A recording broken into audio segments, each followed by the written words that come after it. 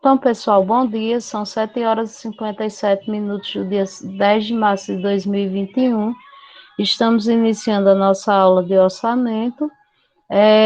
Antes de passar para o assunto propriamente dito, eu queria conversar com vocês sobre os grupos, certo? Eu vou colocar aqui para apresentar a minha tela. Eu sei que ainda tem pouca gente, mas eu acho que dá para eu tirar uma dúvida que estou.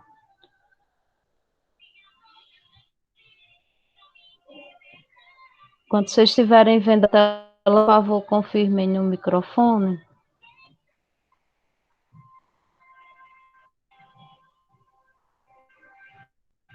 Vocês estão vendo? Sim, professora, dá para ver. Pronto. Aline está?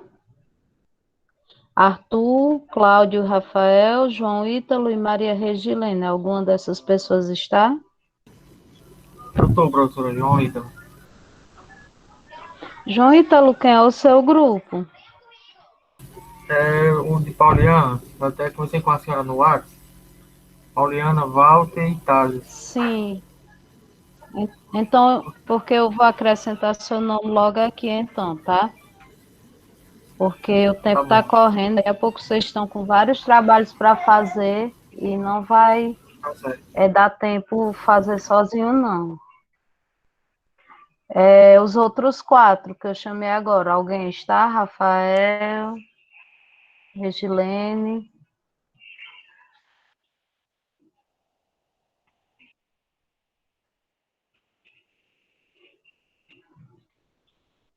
Pronto, então eu volto para essa tela, certo?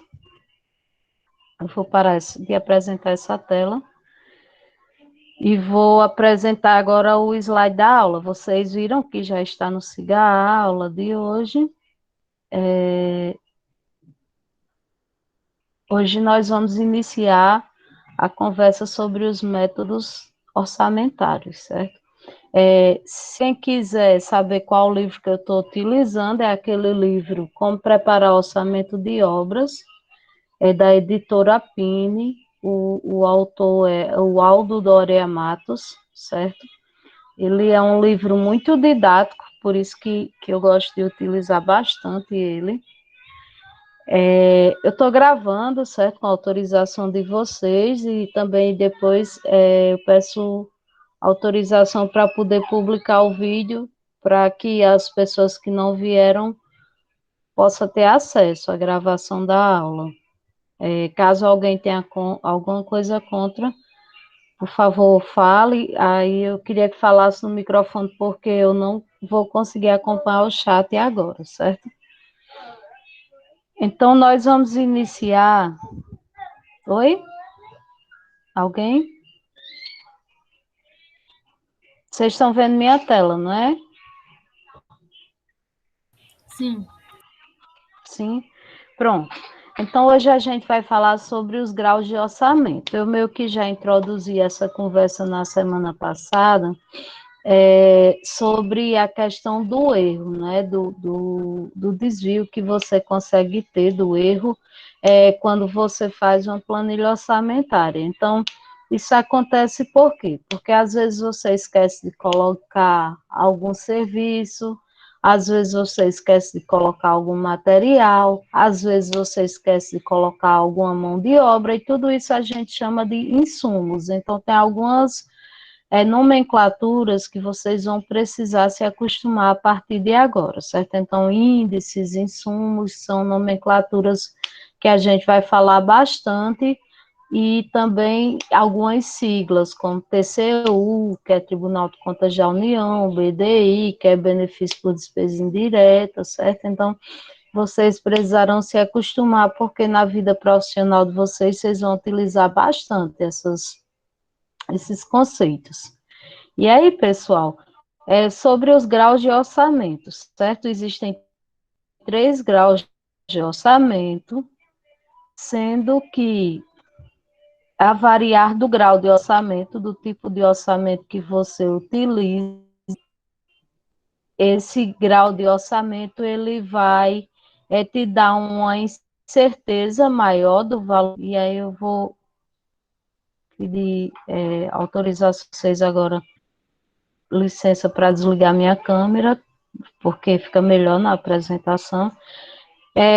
Então, o grau de orçamento, dependendo do tipo que você utilize, pode ir de uma incerteza maior a uma incerteza menor do valor global da obra. Então, assim, existem estimativas preliminares do custo da obra que são feitas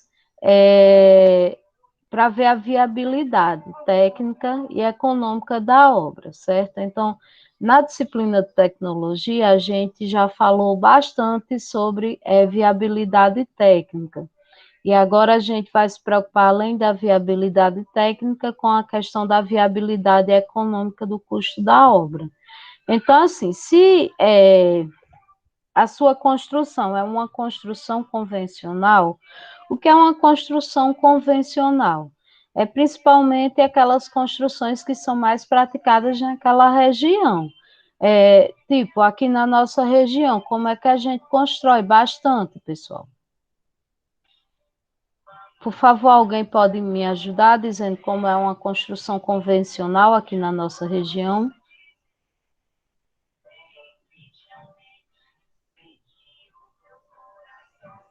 Vamos lá, pessoal, me ajudem, participem, se não vira um monólogo. Acho que as construções de alvenaria, né, professora? Faz a marcação do terreno, faz a sapata.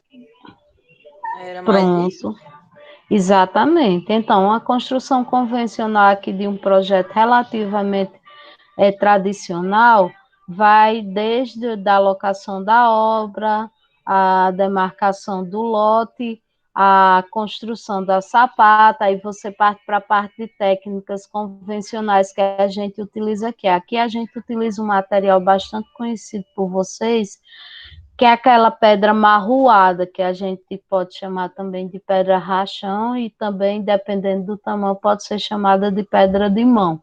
Então, aquela pedra que é de origem calcária, que aqui na nossa região a gente utiliza bastante por ela ser mais barata, por causa da riqueza que a gente tem aqui nas nossas rochas, ela faz parte da nossa construção convencional. Você faz aquele alicerce corrido com pedra marroada e argamassa, aí depois você faz o baldrame para nivelar o piso, certo? Para dar o nível do piso da sua obra. Aí depois você impermeabiliza o baldrame, aí geralmente a gente faz o baldrame utilizando alvenaria, tijolo de 8 furos cerâmico, que é também bastante convencional aqui na nossa região. Por quê, pessoal?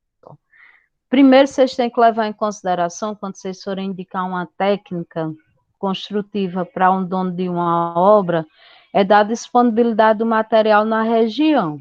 Então, é bastante convencional a gente utilizar tijolo de 8 furos aqui, porque daqui para Natal você vai passar por várias cerâmicas que fabricam aqueles tijolos. Isso faz com que ele se torne um produto mais acessível e menos oneroso para a gente, do que se você tentar utilizar um outro material que a gente não tem em abundância na nossa região.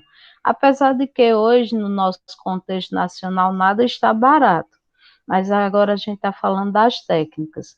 Então, aí depois você faz o baldrame, você impermeabiliza o baldrame, aí você pode utilizar alguns tipos de impermeabilizantes que você pode analisar o preço, mas um muito utilizado é aquele de base asfáltica, né? Que alguns fornecedores chamam Neutrolin, aí tem vários nomes, tem da Vedacity, enfim, aqui eu não estou fazendo merchandising. Aí depois disso, quando curar, não é, a impermeabilização, inicia-se a construção das estruturas, onde geralmente qual é a estrutura que a gente utiliza aqui, pessoal, nas nossas casas, convencionalmente? Qual é o tipo de estrutura que a gente mais utiliza aqui? Vocês fizeram até um projeto na disciplina de tecnologia sobre ela.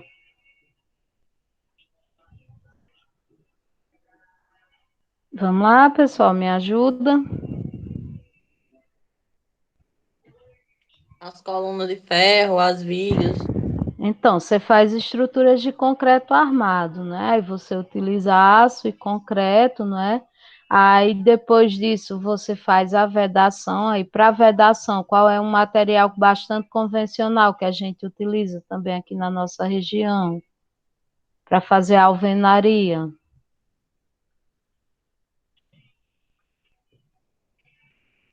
Hein, pessoal, qual é o tipo de vedação mais utilizado aqui na nossa região? O tijolo cerâmico. Exatamente, pelos motivos que eu já apresentei anteriormente. Aí depois disso você parte para a parte de cobertura e sua obra e parte depois para o acabamento, assentamento de piso, aí tem as instalações. Então isso é uma construção convencional. Então quando a empresa ela já fez uma obra dessas, se você chegar hoje e perguntar a uma empresa que já fez uma obra dessas, quanto vai ser 1 metro quadrado construído desse tipo de obra, a empresa ela não vai consultar planilha nenhuma, ela vai dizer com base nos dados que ela tem, nos registros que ela tem. Então, ela vai dizer, olha, para eu fazer 1 metro quadrado construído desse tipo de obra, eu vou cobrar R$ 1.200, certo? Aí, se a empresa não tiver essa estatística, aí a gente vai fazer uma consulta numa planilha, certo? E essa planilha, ela vai nos dizer, com base em todas as obras da região, é uma planilha que ela é disponibilizada, ela é publicada pelo Sinduscom, ela é atualizada mensalmente, ela é publicada por causa de uma lei nacional para dar parâmetros para que as empresas não pratiquem preços muito altos, não saiam muito do que está sendo praticado no mercado, principalmente para obra pública, você pode utilizar essa planilha, essa consulta.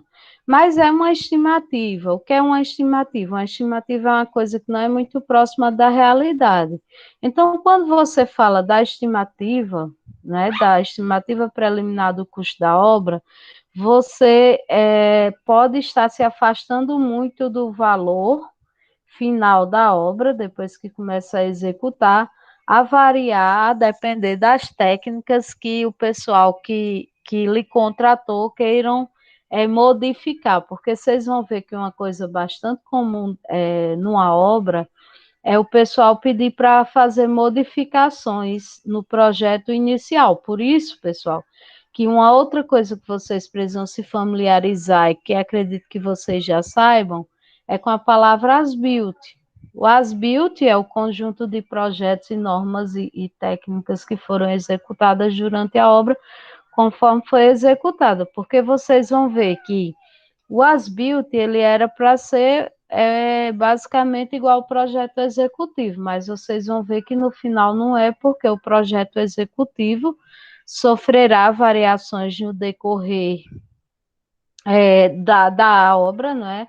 Da execução da obra, porque o pessoal decide, não vou mais utilizar piso tal, vou utilizar piso tal. Aí com isso você modifica o projeto executivo, modifica a planilha orçamentária, o cronograma físico-financeiro, a curva ABC, o memorial descritivo. E tudo isso vai dentro do as-built, certo? Então, o as-built, ele é um conjunto de projetos que foram sofrendo todos os ajustes que a obra foi sofrendo na execução.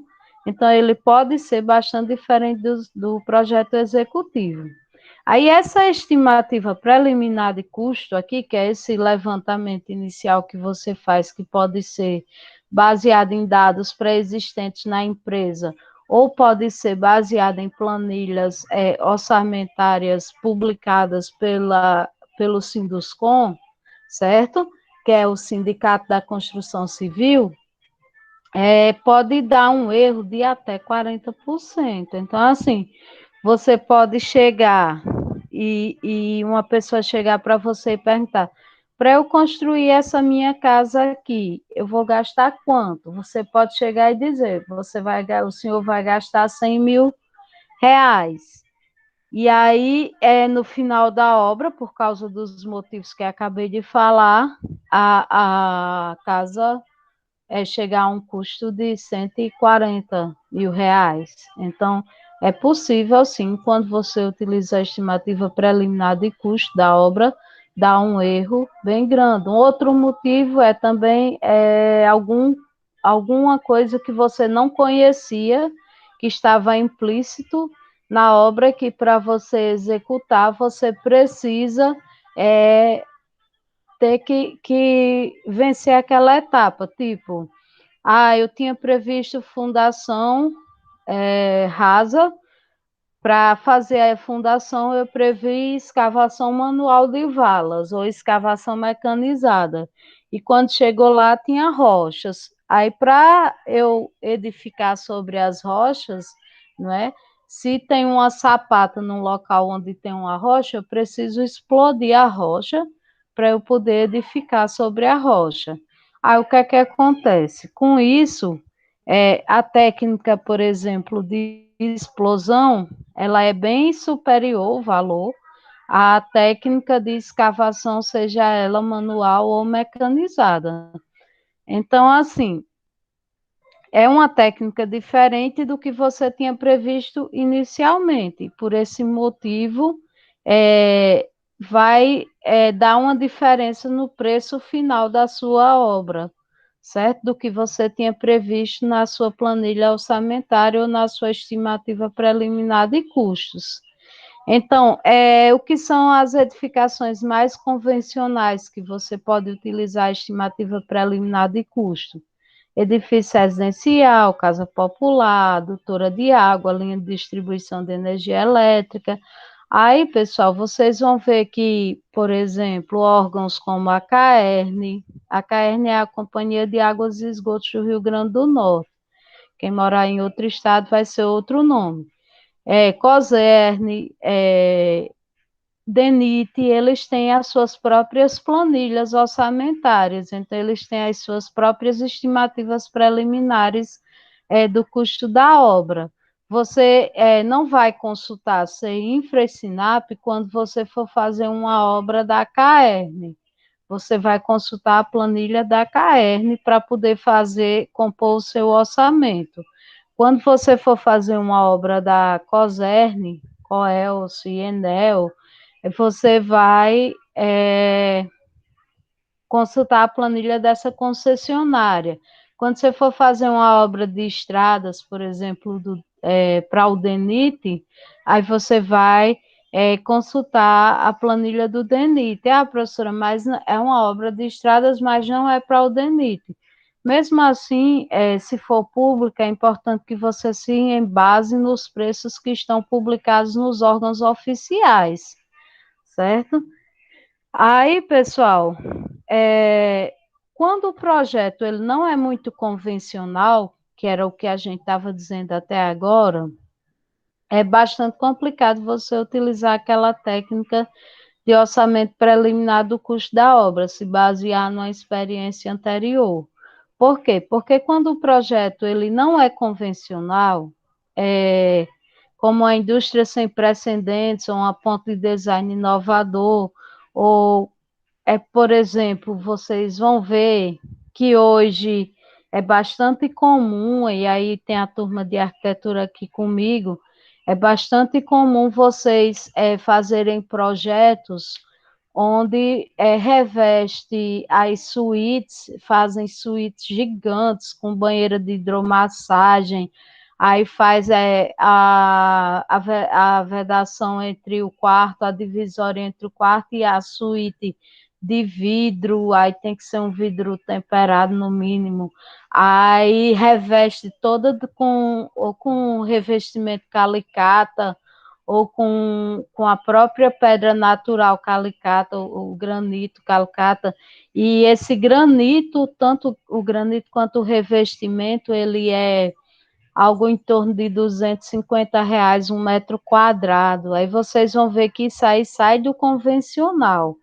Por quê? Porque inicialmente, por mais que a pessoa queira uma casa de alto padrão, às vezes ele não pensa, e também esses materiais que são, eles não pensam em investir tanto em acabamento.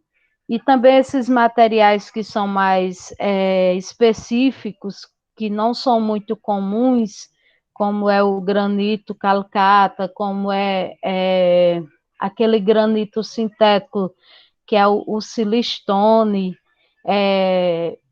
vocês vão ver que eles podem oscilar bastante o custo na hora de comprar. Então, quando você pega um projeto desse, se você utilizar a estimativa preliminar do custo da obra, vai dar uma imprecisão bem maior. Então, assim, não é aconselhável que você utilize estimativa preliminar de custo da obra quando você tem um projeto mais específico, certo? Principalmente quando a empresa ela não tem experiência ainda em compor aquele preço. Então, é importante que você realmente componha a planilha orçamentária e faça o orçamento detalhado, certo? A estimativa de custo, ela só serve realmente para dar ordem de grandeza do empreendimento. O orçamento propriamente dito requer o levantamento das quantidades e a composição de custos para cada serviço. É isso que eu estou dizendo. Vocês vão ver que o orçamento, a estimativa preliminar de custo é aquele primeiro preço que você dá ao cliente de cara sem fazer muita conta, não é? Você se baseia ou no CUB, que é o custo unitário básico, ou você se baseia em valores já que a sua empresa ela tenha.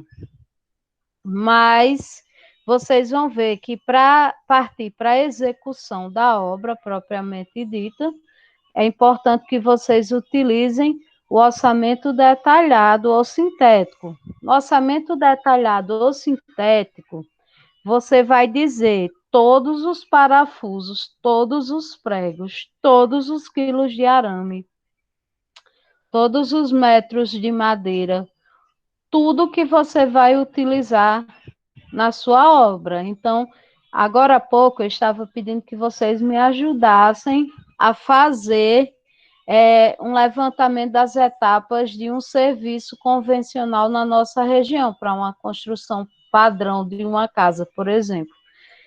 E aí, pessoal, para fazer esse orçamento detalhado, você tem que partir do macro, que foi o que eu fiz com a colega agora há pouco, a gente fez um levantamento breve, aí de cada serviço daquele você vai esmiuçando os serviços que podem ser gerados, aí de cada serviço gerado você vai vendo a composição de custo. Então, na sua planilha vai ter 15 itens, mas vai ter 200 subitens. Aí, cada subitem daquele você tem que ter uma composição de custo. Aí, na composição de custo vai ter o material, o equipamento e a mão de obra.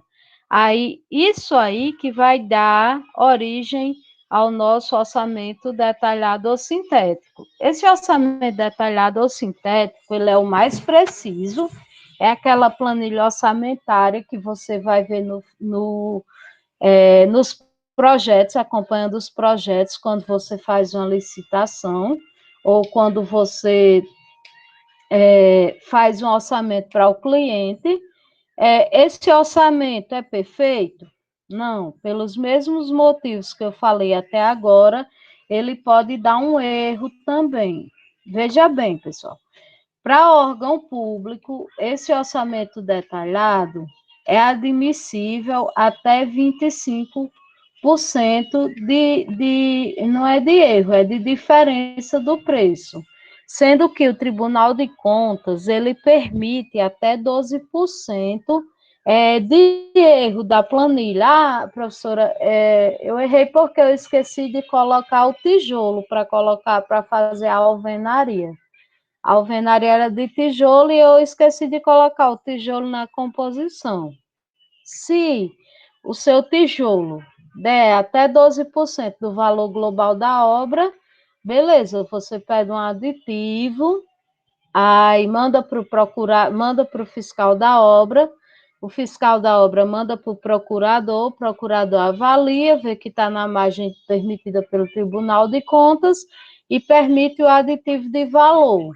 Se der mais do que isso, aí provavelmente o seu aditivo ele não vai ser executado, sendo que isso pode implicar em algumas coisas, pode implicar na paralisação do serviço, pode implicar até em distrato, né?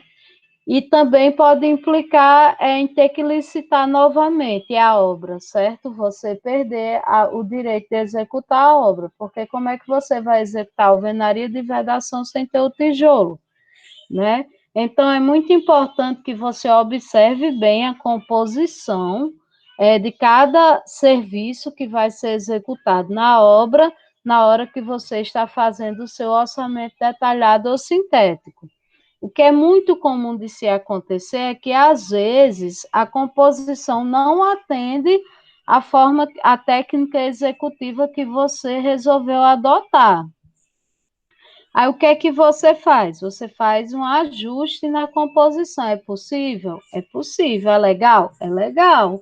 Você tem que fazer o quê? Quando você fizer um ajuste na composição, certo? Mudar algum material ou mudar algum índice, que é aquele valor que diz quanto você vai gastar daquele material para executar aquele serviço.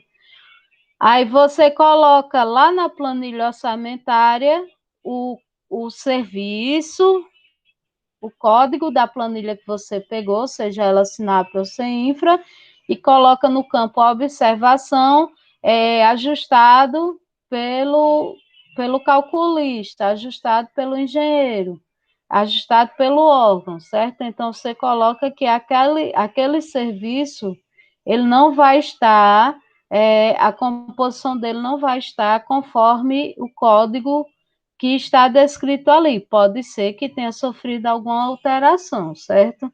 Então, não existe justificativa para você dizer assim, professora, eu preciso colocar a alvenaria de vedação na minha obra e eu não fiz porque nos itens que eu encontrei no CEINFRA, nenhum me atende.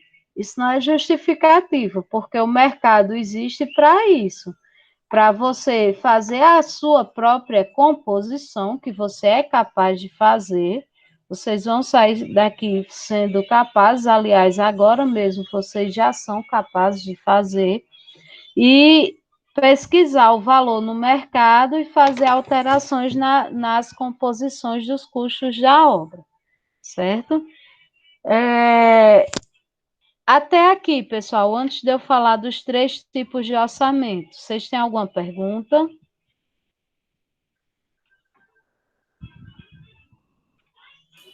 Não. Não. Pronto.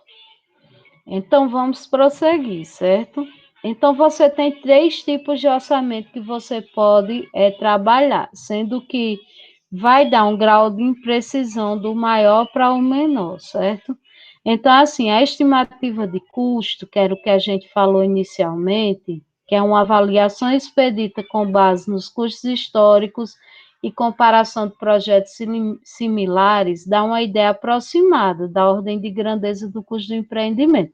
Essa estimativa de custo, ela pode chegar até 40%, essa diferença de valor, do valor global final da obra, certo? Mas pode chegar a mais, certo? Mas as literaturas técnicas apontam que deve chegar até 40%, por causa dos motivos que eu já expliquei.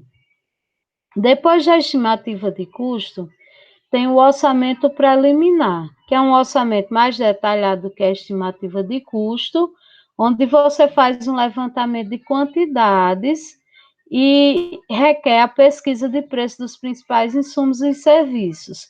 Então, o grau de incerteza do orçamento preliminar é menor, sendo que esse orçamento preliminar, a variação do valor global que você apresentou para o cliente e o valor global no final da execução do serviço pode chegar até 25%. Então, nesse orçamento preliminar, vocês vão ver que você vai fornecê-lo para o cliente já dizendo assim, que você vai utilizar X quilos de aço, X metros quadrados de madeira, X metros quadrados de piso, X metros de tubo de 50 milímetros para água fria, X metros de tubo de eletroduto para instalação elétrica. Então, isso aí é possível. Você faz um levantamento rápido em cima dos projetos que você tem e faz esse orçamento preliminar, certo? No entanto, o erro pode chegar até 25%. E o orçamento analítico ou detalhado é elaborado pela composição de custo e pesquisa de mercado, se for necessário, chega a um valor mais próximo do custo real, com uma reduzida margem de incerteza, sendo que esse orçamento analítico detalhado, ele permite ter de erro até 12%, né? O Tribunal de Contas da União. Então, assim, se você tem um erro maior do que 12% na sua planilha orçamentária, pode acontecer tudo aquilo que eu falei anteriormente, inclusive acontecer o distrato do seu contrato e a sua obra ter que ser licitada novamente, certo? Então, é muito importante no orçamento analítico detalhado você olhar as composições e fazer os ajustes necessários.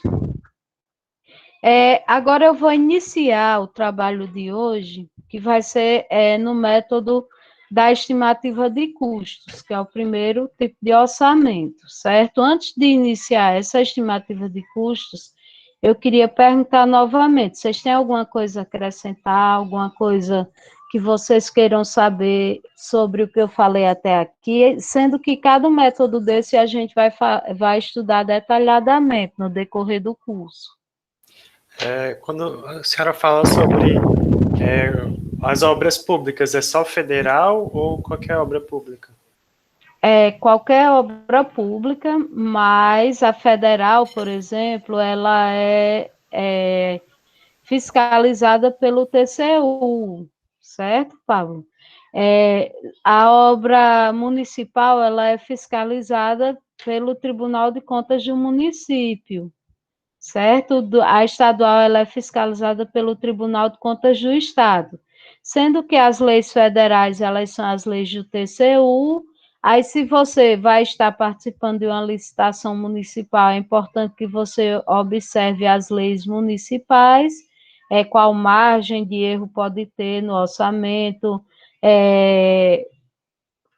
até quando você pode sugerir um aditivo para melhorar a qualidade do projeto, certo? Porque, por exemplo, para o órgão federal, o TCU ele permite até 25% de aditivo de valor, sendo que 12% é para erro orçamentário, que muitas vezes acontece porque a pessoa esquece de colocar algum insumo na composição do custo da obra, e 13% é para melhoria de projeto, certo? Aí, às vezes, você consegue justificar um erro com a melhoria de projeto e conseguir esses 25% de aditivo de valor.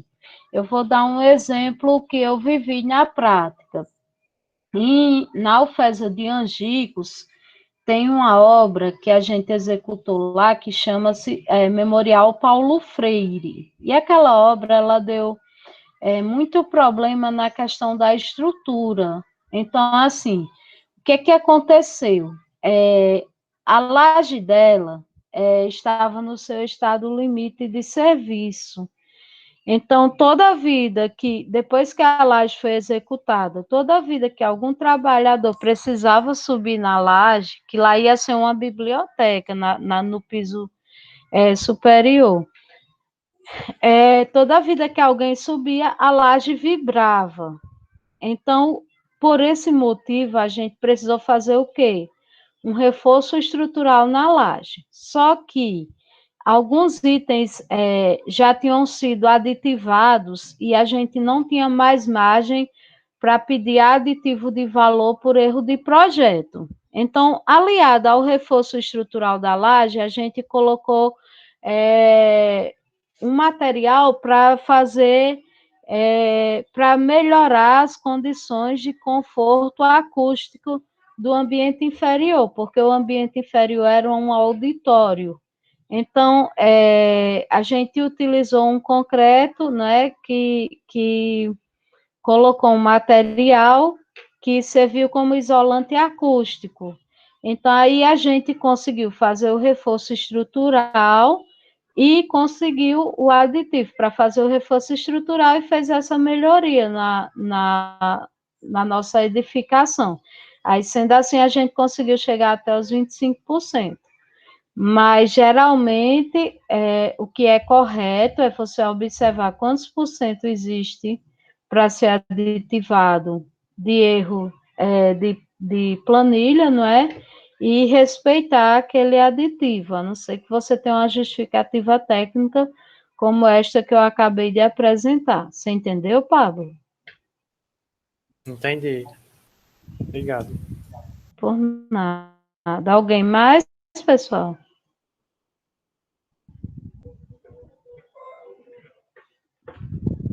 Não. Pronto. Então, pessoal, a gente vai iniciar o trabalho agora pelo método do CUB. O que é o método do CUB? É o custo unitário básico. O método do CUB, ele faz parte lá daquela estimativa preliminar de custo da obra que a gente estava falando anteriormente. O método do CUB, ele não é aconselhado para você partir para uma licitação pública ou para você dar um valor final ao cliente. Como o próprio nome diz, ele serve apenas para você dar uma diretriz para o cliente de quanto ele vai gastar no empreendimento que ele está querendo executar. Então, vocês vão ver na vida prática de vocês que, por vezes, o cliente vai chegar para você com a ideia de projeto, e na hora que você está fazendo o anteprojeto, quando você faz apenas o croquis, o cliente já quer saber quanto vai gastar naquela execução. E aí você vai e utiliza o parâmetro do método do CUB, que você pode utilizar experiências da sua construtora, cada construtora vai gerando seus próprios indicadores com o passar do tempo, ou você pode utilizar a planilha do Sinduscom, que eu falei, que é atualizada mensalmente. O método do CUB, ele só é indicado para projetos convencionais, não é indicado para projetos pouco convencionais. Nesse método não está incluso, veja bem, não está incluso muros, jardins, parques, área de lazer,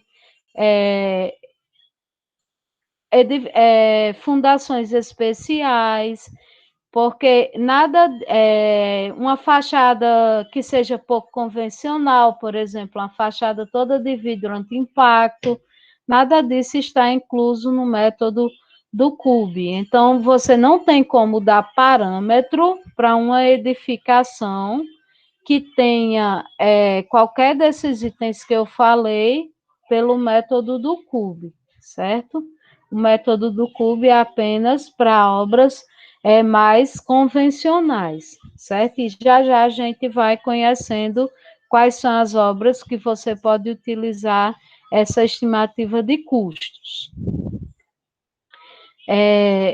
Veja bem, as estimativas de custos, elas podem ser feitas por metro, como na rede de esgoto, por hectare de urbanização, por megawatt de energia, por quilômetro de estrada, de estrada por quilômetro de linha de transmissão. Então, essa estimativa de custo, como eu disse, quando você for fazer para uma estrada, você vai utilizar o valor parâmetro dado pelo DENIT, certo? Quando você for ver a carga instalada de uma usina, você pode utilizar a planilha da concessionária de energia. Quando você for ver a X metros de adutoras, você pode utilizar os parâmetros da concessionária de água. Só um momento, pessoal.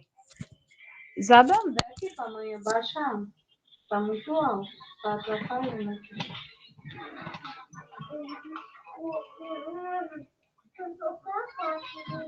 Toma.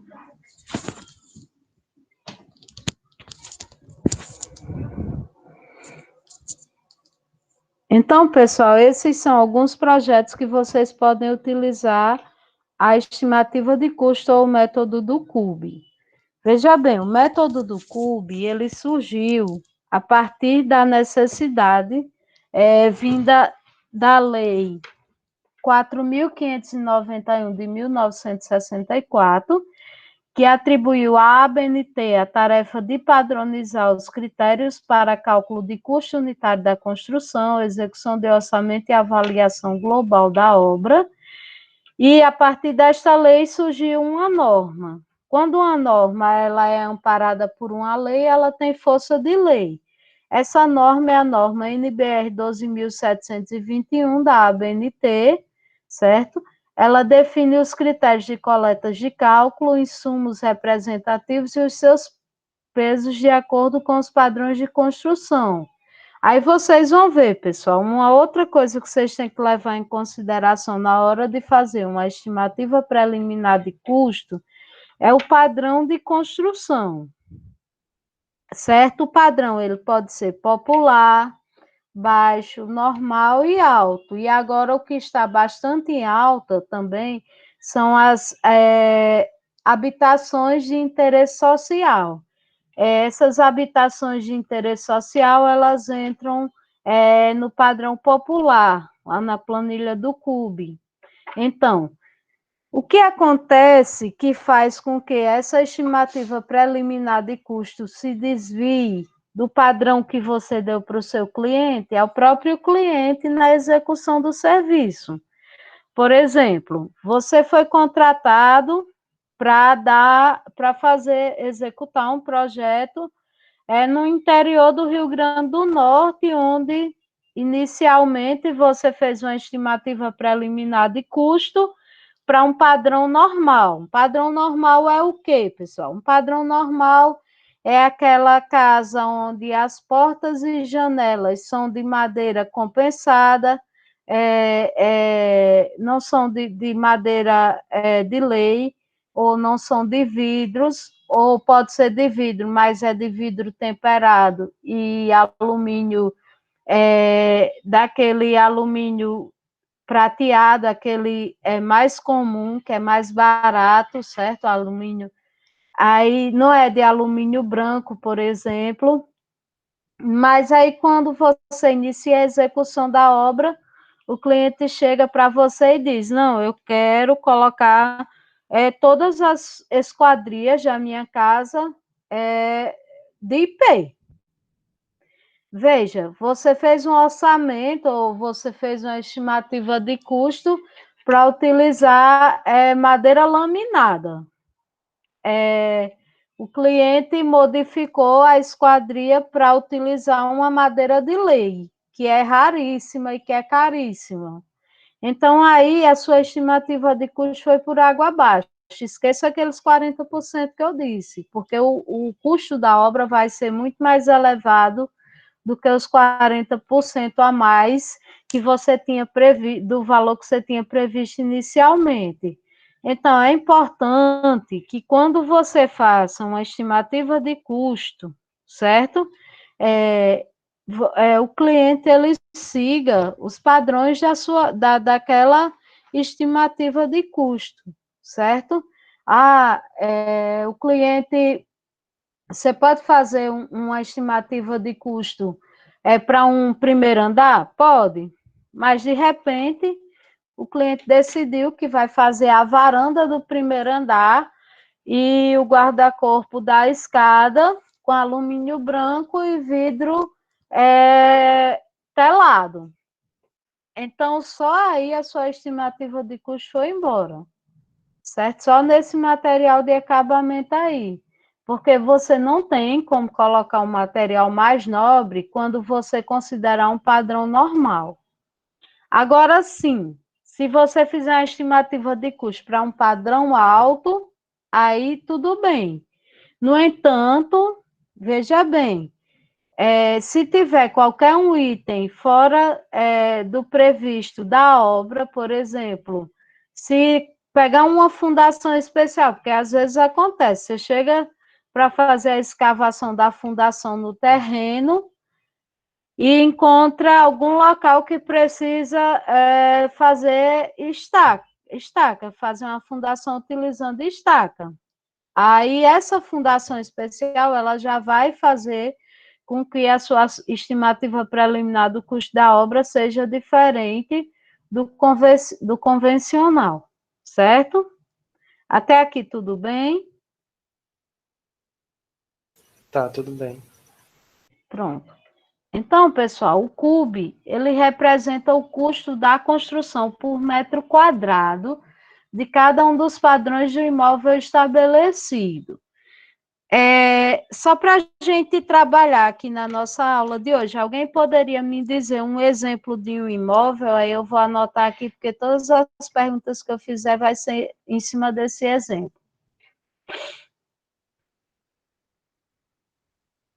Pode ser do projeto de vocês, da disciplina.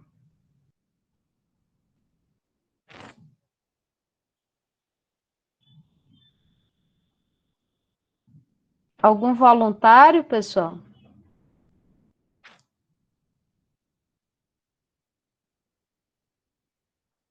Então, eu vou dizer, anotem aí. Pode falar. Não, eu estou em dúvida se a senhora quer saber o tipo de imóvel, né? Tipo Não, eu residencial. queria que você me dissesse o exemplo do seu projeto para a gente fazer um enquadramento no estudo aqui. Certo, aí a senhora, eu não sei Residência especificamente. unifamiliar com X metros quadrados, padrão popular, padrão alto, padrão baixo, padrão normal. Eu esqueci quantos metros quadrados tem a nossa, mas eu acho que ficou próximo a 65 metros quadrados. Então, Não vamos é um botar padrão. residência unifamiliar. Aí todo mundo anota que a gente, até com 65 metros quadrados, padrão o quê? Tem quantos Não é quartos? tão. Nossa, agora eu esqueci completamente, Rafael, mas acho que é só um quarto. Só que ficou meio luxuosinho, assim, porque é porta de vidro, tem. Qual tipo de vidro? A gente não chegou a detalhar isso, assim, exatamente. Eu acho, não tô lembrado agora. Pronto, vocês vão ver que tem um manual do CUB, que também é publicado junto com a planilha do CUB, que está no site da Sinduscom, que eu espero que vocês leiam esse manual. Ele tem apenas 90 e poucas páginas, vocês podem ler no final de semana.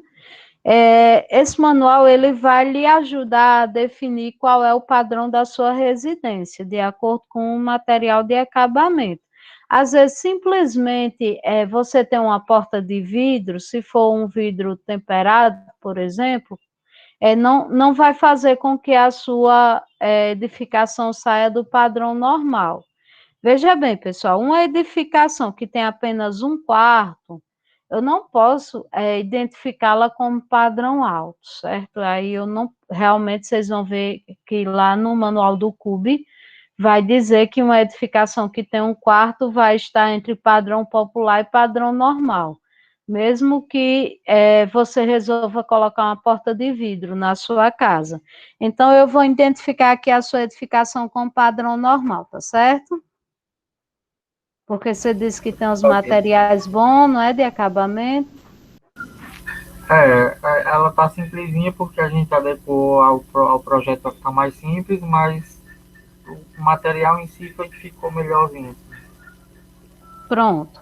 Então, a gente vai utilizar a sua edificação como exemplo, uma residência unifamiliar com 60 metros quadrados, 65, padrão normal. E aí, daqui a pouco, a gente inicia os cálculos relacionados ao método do CUB para a sua residência. O CUB de cada projeto padrão é calculado aplicando-se os coeficientes constantes do quadro da NBR 12.721. Aí, daqui a pouco, eu vou apresentar os quadros para vocês. Os preços unitários do insumo, material de mão de obra ali relacionados. Vocês vão ver que a planilha do CUB, assim como a planilha SINAP, CEINFRA, OSSE, que vocês vão utilizar para fazer o seu orçamento detalhado, ela é atualizada mensalmente por causa dos reajustes dos preços dos materiais, dos reajustes dos preços das mãos de obras, dos reajustes dos impostos e encargos. Então, por isso que a Caixa Econômica e o Sinduscon, eles fazem a atualização mensal dessas planilhas, certo?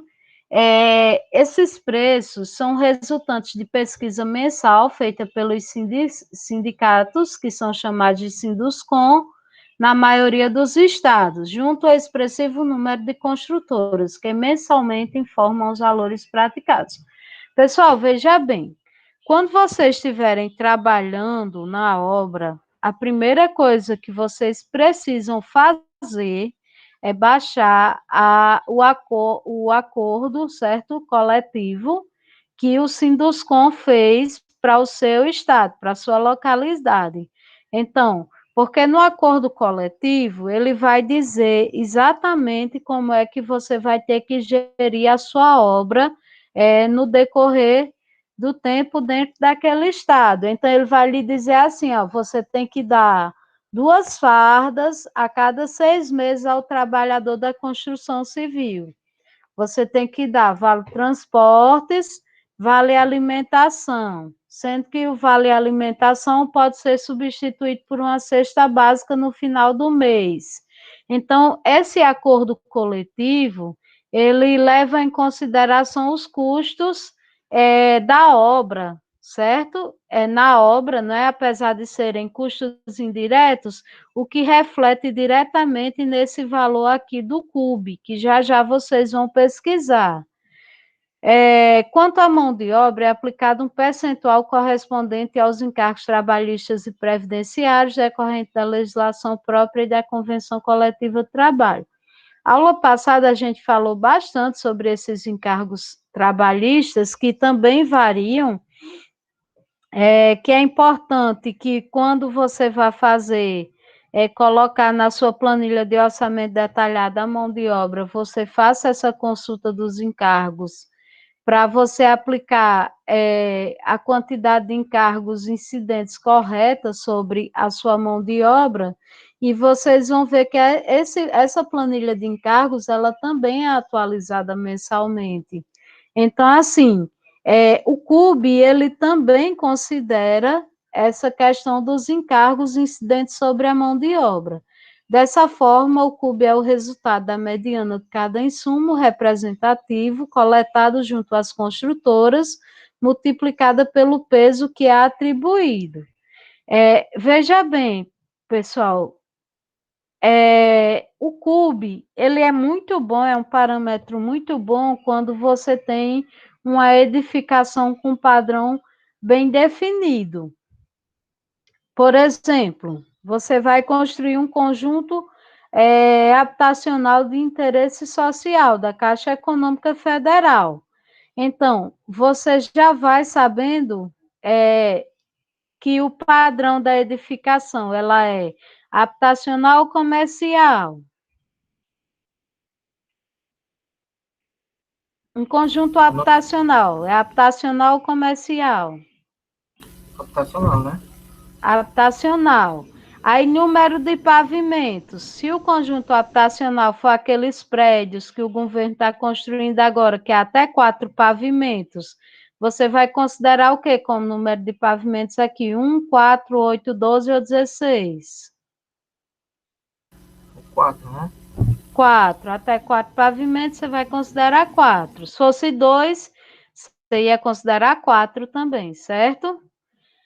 Aí, o número de quartos interfere no padrão, certo? Da sua edificação. Aqui ele coloca como exemplo 2 e 3, mas vocês vão ver que na planilha do CUB tem mais exemplos, bem como o padrão. Aí vocês vão ver que uma outra coisa, que essa planilha aqui é a do livro, uma outra coisa da planilha do CUB, que é além do padrão baixo, normal e alto, vai ter padrão popular e galpão industrial, certo? Já já a gente vai chegar na planilha do CUB. Então, geralmente, pessoal, um conjunto habitacional de habitação de interesse social vai ser padrão popular, certo? Ou pode ser padrão baixo. E aí, definindo os parâmetros, você vai colocar na planilha que o governo lhe dá e você vai ver quanto vai custar para você construir 1 metro quadrado daquele tipo de edificação, certo? Eu queria que vocês, eu vou interromper aqui o compartilhamento e vou pesquisar aqui a planilha atual para eu mostrar para vocês, certo? Mas, simultaneamente comigo, eu queria que vocês fossem pesquisando aí, botasse assim no Google, Sinduscon CUB Sinduscon.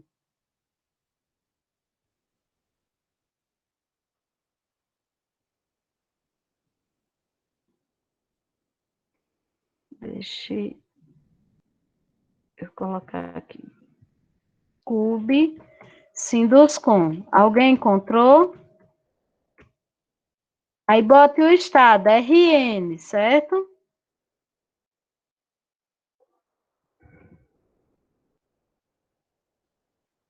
Aí vai aparecer o primeiro site, que é o do Sinduscon, que vai ter aquelas convenções coletivas. Aí vai ter o custo unitário básico também, mas eu aconselho que vocês pesquisem aqui nesse site, no segundo site que aparece, que é o da CEBIC, CUB por metro quadrado CEBIC. Aí vocês vão ver que vai ter, eu vou compartilhar agora a tela para eu mostrar a vocês.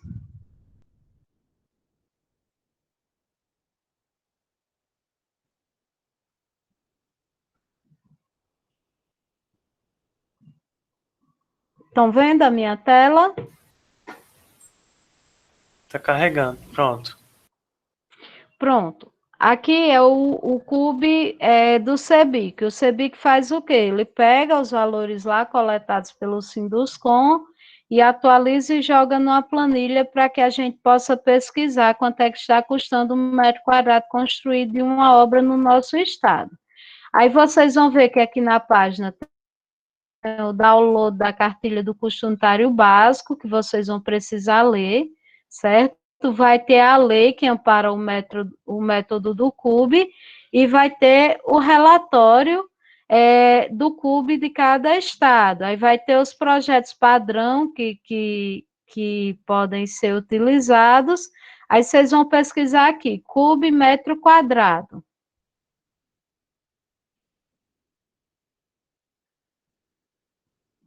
Aí, CUB metro quadrado estadual, deixa eu ver aqui. Ele vai explicar o que é que ele leva em consideração em cada estado, certo? Aí vai dizer os sindicatos que fazem a pesquisa no Brasil. Aí você vai pesquisar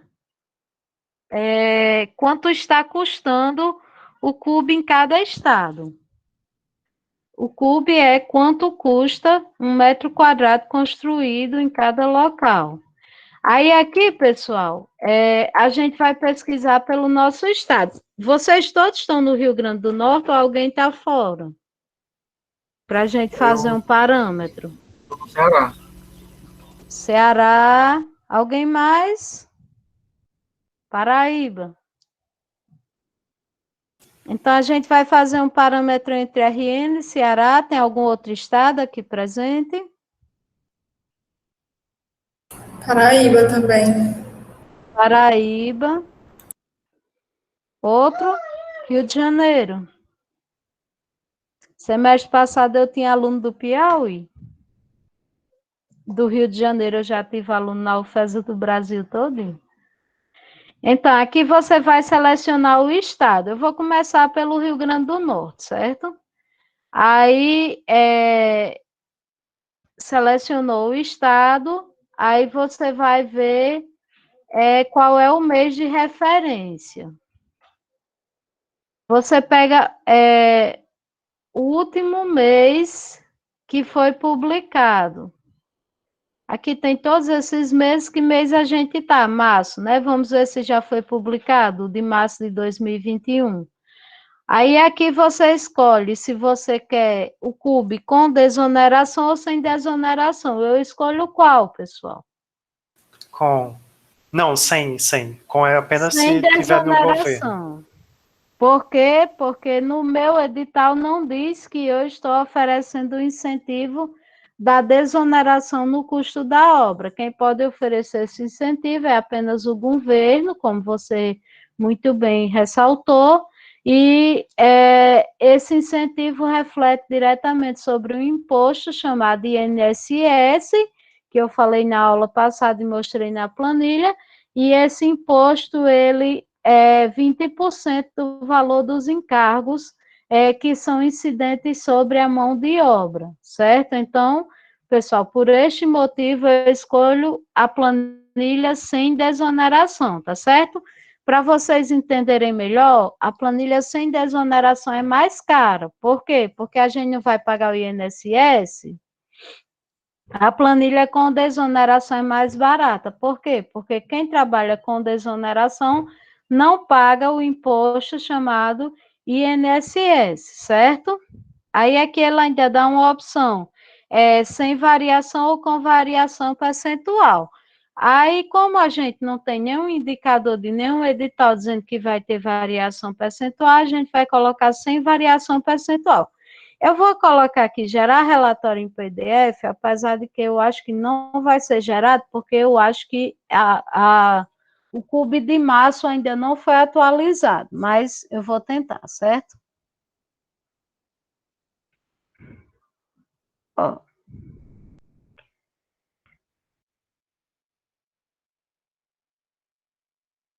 O relatório ainda não foi publicado, como eu disse para vocês. Então, se eu não tenho o de março, eu vou ver o de fevereiro, tá bom? Vamos tentar o de fevereiro. Ó, não foi publicado ainda também. Então, vamos para o de janeiro. A gente tem que usar o relatório mais recente publicado.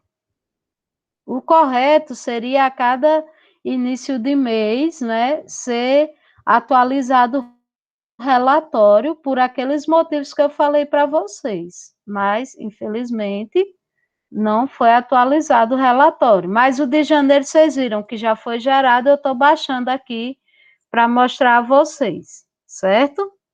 Vocês estão vendo o relatório do mês de janeiro do estado do Rio Grande do Norte? Não, só está compartilhando o site. Pois eu vou parar e vou voltar para compartilhar a parte do relatório.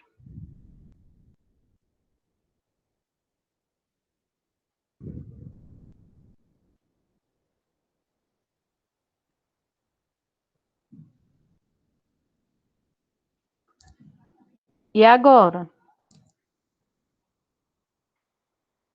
Estou esperando aparecer.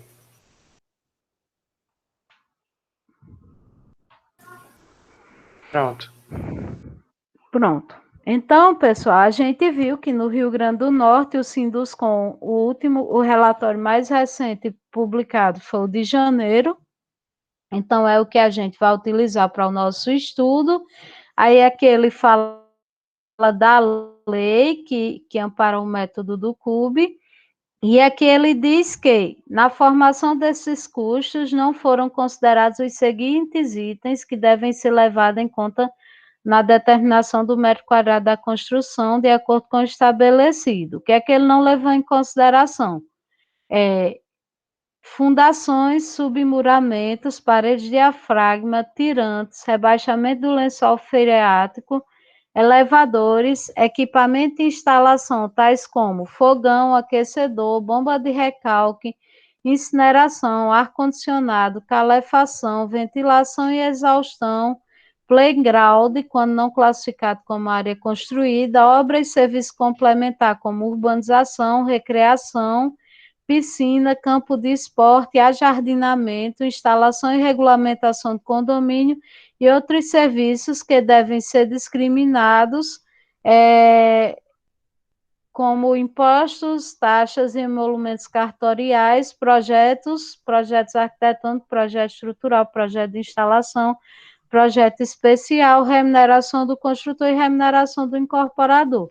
Então, naquele valor, naquela estimativa que você vai dar para o cliente, nada disso entra. Por exemplo, você vai dizer para o seu cliente, ó, você vai gastar 100 mil, mas fora isso você vai pagar os projetos, as regularizações cartoriais, a remuneração do construtor, certo? Então, tudo isso é por fora do valor do método do CUB, certo?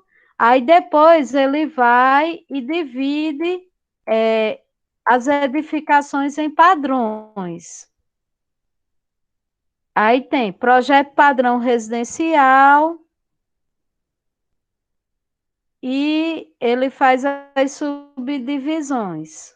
Aí também tem padrão comercial e padrão galpão industrial, certo? Veja que isso aqui está um pouco diferente do que o autor publicou lá em 2006, que aquele livro ele foi publicado na época que realmente foi implementada essa questão do CUB no nosso país. Então, assim, aí você vai identificar a minha edificação é padrão residencial, padrão comercial ou padrão galpão industrial. Aí faz o enquadramento macro.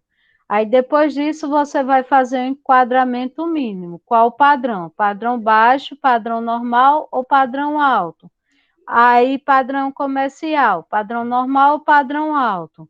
Aí para galpão residencial e residência popular. Aí você vai ver, é um galpão industrial ou é uma residência popular? Então, pessoal, eu vou baixar aqui no site, aí eu queria que vocês baixassem também a planilha da Paraíba, que a gente tem colegas aqui da Paraíba, e também a planilha do Ceará, certo? Para a gente fazer uma parametrização no nosso estudo aqui do método do CUB hoje. No Ceará já tem em fevereiro, viu, professora? Eu baixei aqui. Eu vou ver a da Paraíba aqui, fevereiro, se já tem também. Ó, Paraíba também tem, pessoal, fevereiro. Só Rio Grande do Norte que o povo está dormindo no ponto. Vou botar Ceará agora, tem fevereiro, né? Tem sim.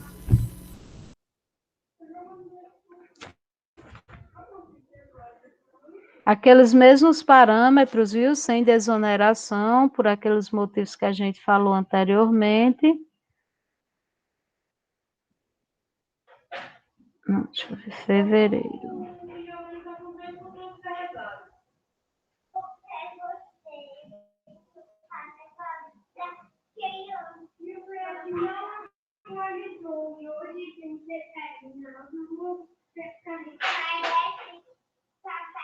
Pronto, eu abri aqui a do Ceará e abri aqui a da Paraíba também, para a gente fazer uma análise comparativa dos custos de cada estado hoje para a gente construir uma edificação, certo?